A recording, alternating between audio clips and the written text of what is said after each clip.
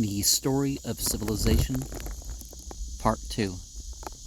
The Life of Greece, being a history of Greek civilization from the beginnings and of civilization in the Near East from the death of Alexander to the Roman conquest, with an introduction on the prehistoric culture of Crete by Durant.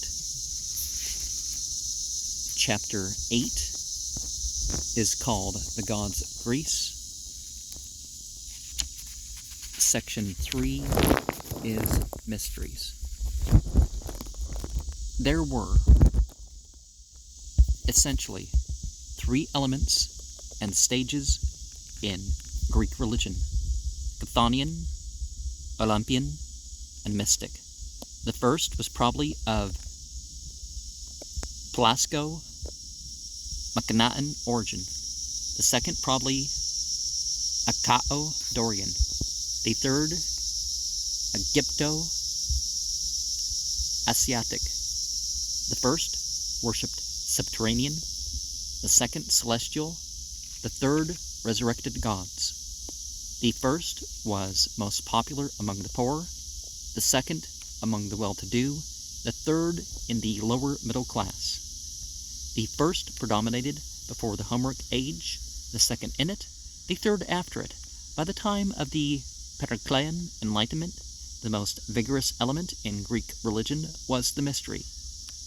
In the Greek sense, a mystery was the secret ceremony in which sacred symbols were revealed, symbolic rites were performed, and only initiates were the worshippers. Usually the rites represented are commemorated in semi-dramatic form, the suffering, death, and resurrection of what was considered to be a god, pointed back to old vegetation themes and magic, and promised the initiate a personal immortality. Many places in Greece celebrated such mystic rites, but no other place in this respect could rival Eleusis. The mysteries there were pre-Akkadian in origin and appear to have been originally an autumn festival of plowing and sowing.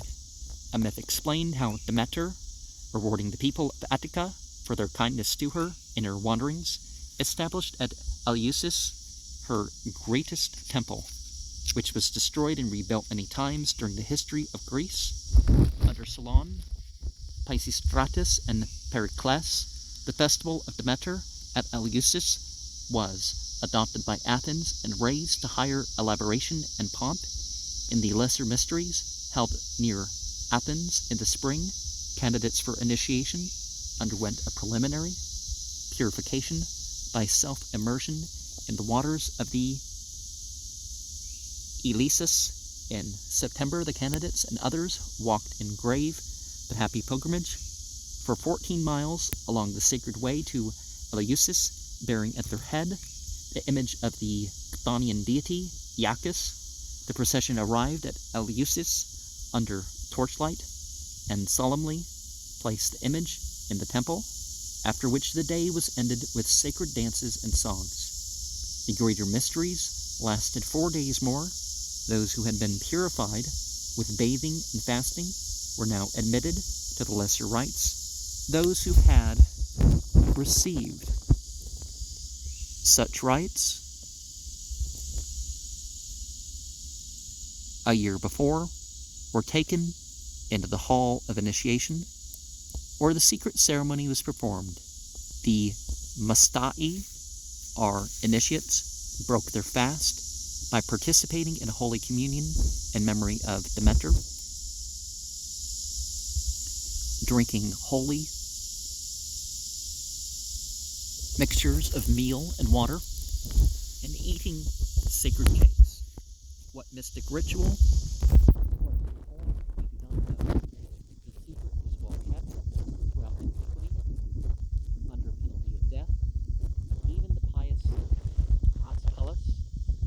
Narrowly escaped condemnation for certain minds that might have given the secret away.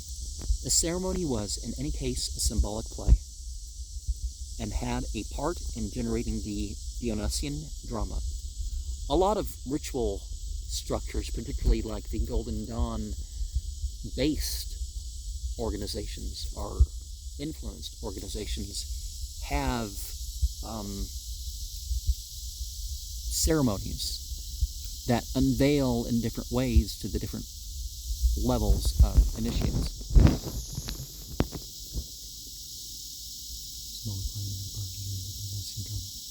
Very probably the theme was the rape of Persephone by Plata, the sorrowful wandering of Demeter, the return of the maiden to earth, and the revelation of agriculture to Attica. The summary of the ceremony was the mystic marriage of a priest representing Zeus with a priestess impersonating Demeter. These symbolic nuptials bore fruit with magic speed, for it was soon followed, we are told, by a solemn announcement that Our Lady has borne a holy boy, and a reaped ear of corn was exhibited as symbolizing the fruit of Demeter's labor, the bounty of the fields. The worshippers were then led by dim torchlight into dark subterranean caverns, symbolizing Hephaestus, and again to an upper chamber brilliant with light, representing, it appears, the abode of the blessed, and they were now shown in solemn exaltation, the holy objects, relics, or icons that, till that moment, had been concealed. In this ecstasy of revelation, we are assured that they felt the unity of God and the oneness of God and the soul, and they were lifted up out of delusion of individuality and knew the place of absorption into deity. In the age of Pisistratus, the mysteries of Dionysus entered into the Eleusinian liturgy by a religious infection. The god Iacchus was identified with Dionysus as the son of Persephone, and the legend of Dionysus Zagreus was superimposed upon the myth of Demeter. But through all forms, the basic idea of the mysteries remained the same. As the seed is born again, so may the dead have renewed life, and not merely the dreary, shadowy existence of Hades, but a life of happiness and peace. When almost everything else in Greek religion had passed away, the consoling hope reunited in Alexandria with that Egyptian belief in immortality from which the Greek had been derived, gave Christianity the weapon with which to conquer the Western world. In the 7th century, there came into Hellas from Egypt, Thraca, and Thessala, another mystic cult, even more important in Greek history than the mysteries of Eleusis. At its source, we find in the age of the Argonauts, the obscure but fascinating figure of Orpheus, a Thracian who, in culture, music, and poetry, says Theodorus, far surpassed all men of whom we have a record. Very probably he existed through all that we now know of him, bears the marks of myth. He is pictured as a gentle spirit, tender, meditative, affectionate, sometimes a musician, sometimes a reforming ascetic priest of Dionysus. He played the lyre so well and sang to it so melodiously that those who heard him almost began to worship him as a god. Wild animals became tame at his voice, and trees and rocks left their places to follow the sound of his harp. He married the fair Eurydice and almost went mad when death took her. He plunged into Hades, charmed Persephone with his lyre, and was allowed to lead Eurydice up to life again on condition that he should not look back upon her until the surface of the earth was reached. We see elements of that in the Lot myth, right? At the last barrier, anxiety overcame him, lest she should no longer be following. He looked back, only to see her snatched down once more into the netherworld. Thracian women, resenting his unwillingness to console himself with them, tore him to pieces in one of their Dionysian revels. Zeus atoned for them by placing the lyre of Orpheus as a constellation among the stars. The severed head, still singing, was buried at Lesbos, in a cleft that became the site of a popular oracle. There, we are told, the nightingales sang with especial tenderness. In latter days, it was claimed that he had left behind him many sacred songs, and perhaps it was so. At the behest of Hipparchus, says Greek tradition, a scholar named Anacretus, about 520 BCE, edited these as the Homeric lays had been edited a generation before. In the 6th century or earlier, these hymns had acquired a sacred character as divinely inspired and formed the basis of a mystical cult related to that of Dionysus, but far superior to it in doctrine, ritual, and moral influence. Well, what's superior in that respect may be completely a subjective personal choice. We'd have to compare, right? The creed was essentially an affirmation of the passion, suffering, death, and resurrection of the divine Son, Dionysus, Zagreus, and the resurrection of all men into a future of reward and punishment, since the Titans who had slain Dionysus were believed to have been the ancestors of man. A taint of original sin rested upon all humanity, and in punishment for this, the soul was enclosed in the body as in a prison or a tomb. But man might console himself by knowing that the Titans had eaten Dionysus, hence the sacrament stuff that we have, and that therefore every man harbored in his soul a particle of indestructible divinity. In a mystic sacrament of communion, the Orphic worshippers ate the raw flesh of a bull as a symbol of Dionysus to commemorate the slaying and eating of the god and to absorb the divine essence anew. After death, says Orphic theology, the soul goes down into Hades and must face judgment by the gods of the underworld. The Orphic hymns and ritual, like the Egyptian Book of the Dead, instructed the faithful in the art of preparing for this comprehensive and final examination. If the verdict was guilty, there would be severe punishment.